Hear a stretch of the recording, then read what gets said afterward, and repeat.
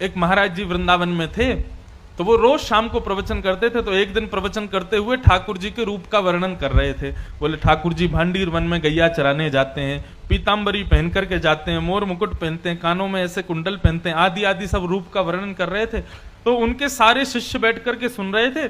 उन शिष्यों में सबसे पीछे बैठा था उनकी गौशाला में गायों की सेवा करने वाला ग्वारिया। और वो ग्वारिया इतना सीधा था, इतना भोला था कि सब लोग उसको प्यार से भोंदू बुलाते थे। क्या बुलाते थे? भोंदू किसको कहते हैं? जो बहुत भोला होता है उसको भोंदू कहा जाता है। तो गुरुदेव तो प्रवचन करते थे, लेकिन भोंदू जो था ना, उसको ऐसा लगता था कि गुरुजी कोई 2-3 हजार साल पुरानी कथा नहीं सुना रहे हैं, शायद रोज ऐसी लीला होती है वृंदावन में और गुरुजी हमारे उसी को सुना रहे हैं। आज जब गुरुजी ने बताया भांडीर वन में ठाकुर जी गैया चराने के लिए जाते हैं, भोंदू ने जैसे ही सुना, सुन करके भोंदू को लगा मैं भी तो भांडीर वन जाता हूं गैया चराने। अरे उसी भांडीर वन में मैं भी गैया चराने जाता हूं और गुरुजी बता रहे हैं उसी भांडीर वन में ठाकुर जी गैया चराते हैं, लेकिन मुझको तो कभी दिखे नहीं।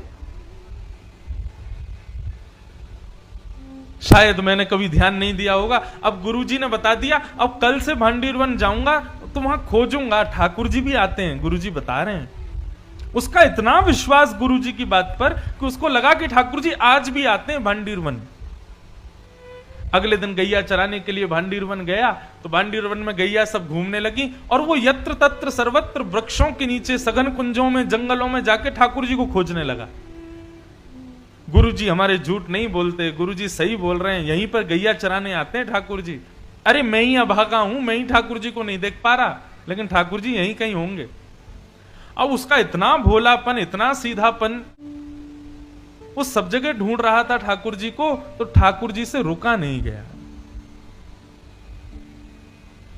अकेले जान भोंदू को अपनी गायों के समूह को लेकर के, तभी भोंदू देखता है कि सामने से विशाल गायों का समूह आ रहा है और उस गाय के समूह के मध्य में श्याम वर्ण के पीतांबरी पहने हुए ठाकुर जी उसकी ओर आ रहे हैं।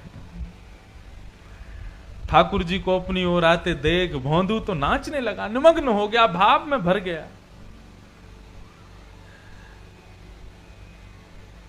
कटाक्ष नेत्र ठाकुर जी के, सुंदर कपोल, मधुर मुस्कान, घुंघराले केश, मोर मुकुट सिर पर, पीतांबरी पहने हुए, चंदन की सुगंधी महकते हुए ठाकुर जी गैया चराते हुए आ रहे हैं। भोंदू ने जैसे ही उसको देखा निमग्न हो गया। ठाकुर जी आकर के भोंदू के पास बैठ गए। अब भोंदू और ठाकुर दोनों एक दूसरे को देखें। भोंदू बोला, आप वही श्याम सुंदर हो ना जिनके बारे में हमारे गुरुजी सुनाते हैं? ठाकुर जी बोले, हाँ हम वही श्याम सुंदर हैं। बोले, अच्छा, हमारे गुरुजी आपके रूप का वर्णन करते हैं तो लगता है आप कितने सुंदर होंगे, लेकिन आज आपको देखकर के ऐसा लग रहा है कि हमारे गुरुजी जो बताते हैं उससे लाख गुना ज्यादा सुंदर हो आप। बड़े प्यारे हो ठाकुर जी। ठाकुर जी बोले, अब केवल बात ही बनाते रहोगे, कुछ खिलाओगे पिलाओगे भी हमको? भोंदू बोला, आप मेरे यहां मेरे हाथ का खाओगे? बोले, हाँ हाँ हम खाएंगे, तुम खिलाओ। तो भोंदू पोटली में बांध के 2-4 रोटी ले गया था, ठाकुर जी के सामने प्रस्तुत कर दी। ठाकुर जी ने प्रेम से पाया। अब सारी रोटी भोंदू की खा गए और फिर भोंदू से बोले, और खिलाओ। भोंदू बोला, ये मैं तो 2 ही रोटी लाया था, इससे ज्यादा मैं खाता नहीं हूं। ठाकुर जी बोले, कल से और रोटी लाना, हमको भूख लगती है।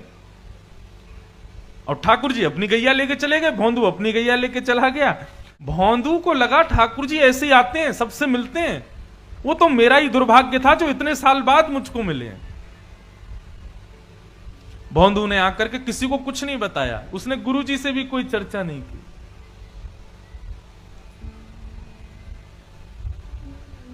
दूसरे दिन जैसे ही भोंदू जाने लगा, ज्यादा रोटियां ले गया, ज्यादा सब्जियां ले गया। तो रसोई घर के जो महाराज जी थे उन्होंने जाकर के गुरुजी को बताया। बोले, गुरुजी आज तो भोंदू इतना सारा भोजन लेकर के जा रहा है। गुरुजी आए, आकर के बोले, भोंदू तुम तो इतना नहीं खाते, किसके लिए लेके जा रहे हो? तो भोंदू ने सहज भाव से कहा, बोले, गुरुजी मैंने आपको बताया नहीं, लेकिन मैं जहां गैया चराने जाता हूं ना भांडीर वन में, वहां ठाकुर जी भी आते हैं अपनी गैयाओं के साथ। कल आए थे मेरे से रोटी मांग रहे थे तो मैंने 2 रोटी खिला दी, तो ठाकुर जी को कम लगी, इसलिए मैं ज्यादा लेके जा रहा हूं। तो ये ज्यादा पुरानी नहीं, 60-70 वर्ष पुरानी बात है। गुरुजी बोले, भोंदू कौन आता है भांडीर वन में? बोले ठाकुर जी आते हैं। बोले कौन से ठाकुर जी? बोले वही ठाकुर जी जिनकी आप कथा सुनाते हो। गुरुजी बोले सच में ठाकुर जी आते हैं? बोले हाँ। अच्छा बता तो सही कैसे दिखते हैं वो? ऐसे कोई बालक मुकुट उकुट पहन के आ गया होगा, तुझको पागल बना रहा होगा? बोले नहीं गुरुजी, मैं बताता हूं ना, बिल्कुल कमल जैसे उनके नेत्र हैं, जब वो मुस्कुराते हैं तो ऐसा लगता है मोतियों जैसे उनके दांत हैं, कानों में ऐसा कुंडल पहनते हैं, और गुरुजी सबसे बड़ी बात, वे जब चलते हैं ना तो वो बाकी अदा से चलते हैं, और उनके पैर जब पृथ्वी पर पड़ते हैं ना, उसके बाद जब जैसी पैर हटाते हैं तो पृथ्वी पर एक अद्भुत सी सुगंधी सी उगने लगती है, एक अद्भुत सा दृश्य प्रकट हो जाता है पृथ्वी पर।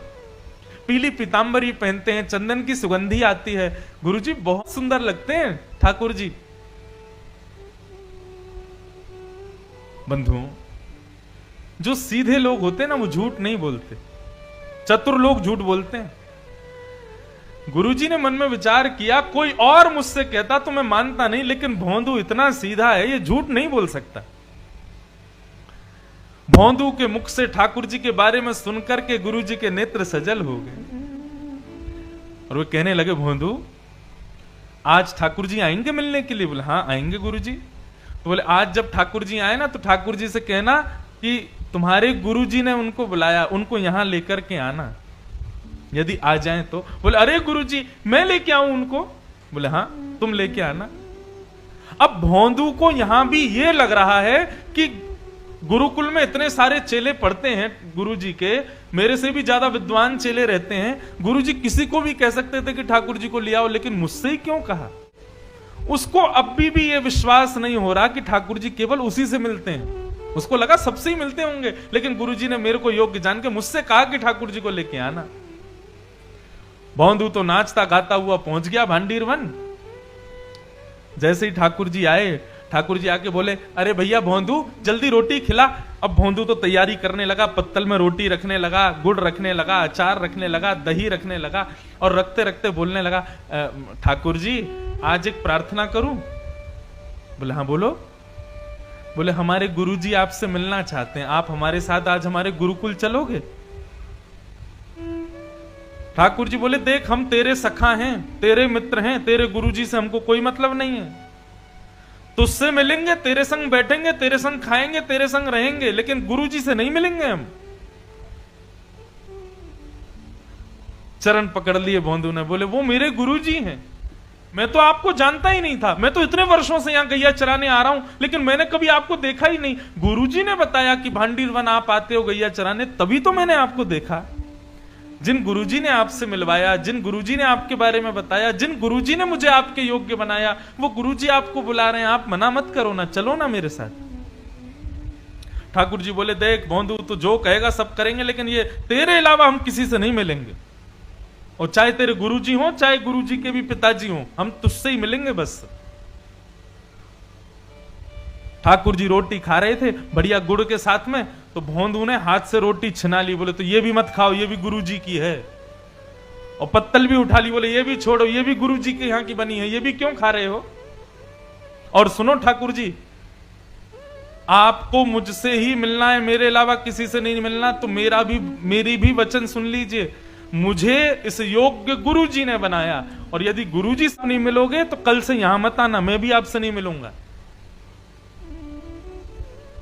ठाकुर जी बोले, तू अभी जानता नहीं है, बड़े बड़े लोग त्रिलोकीनाथ के दर्शन के लिए हिमालय पर जाके तपस्या करते हैं, तब जाके मेरा दर्शन मिलता है, और हम तेरे सामने इतनी सहजता से बैठे, तू कह रहा कल से मिलेगा नहीं? भोंदू बोला, मैंने तपस्या नहीं की, मैंने अपने गुरु की सेवा की, तो इसका मतलब यह सिद्ध हो गया कि लोग 1000 वर्ष तपस्या करके आपका दर्शन करते हैं, लेकिन मेरे गुरुजी के चरणों में 1000 वर्षों के समान तपस्या का फल है, मैं उनको प्रणाम करता हूं और उससे मुझे आपके दर्शन हो जाते हैं। ऐसे गुरु को क्यों नहीं मिलोगे आप?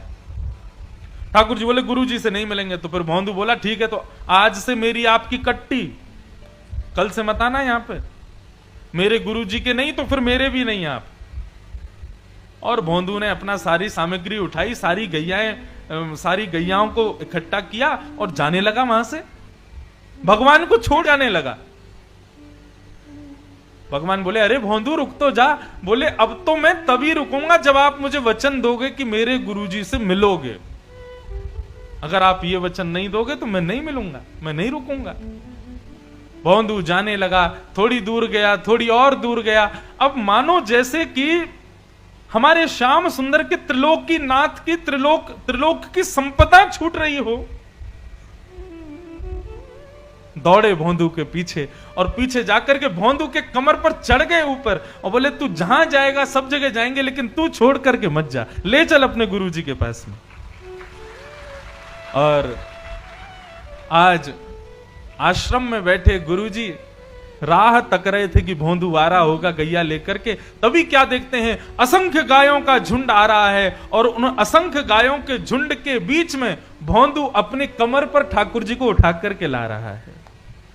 ये दृश्य देखते ही जो गुरुजी थे वे तो मूर्छित हो गए और जब होश में आया तो नंद नंदन को सामने देखा। उठते ही जैसे ही ठाकुर जी को देखा, ठाकुर जी को प्रणाम नहीं किया, पहले भोंदू को प्रणाम किया। बोले तेरी भक्ति को प्रणाम करता हूं भोंदू, तेरी इतनी सरलता, इतनी सहजता, इतनी कोमलता कि तेरा नाम भी कोई तेरे को नहीं बुलाता, सब तेरे को भोंदू भोंदू बुलाते, इतना सीधा है तू। आज तेरे वशीभूत होकर के त्रिलोक की नाथ मेरे आश्रम चल के आए हैं। ये सत्य घटना है वृंदावन की।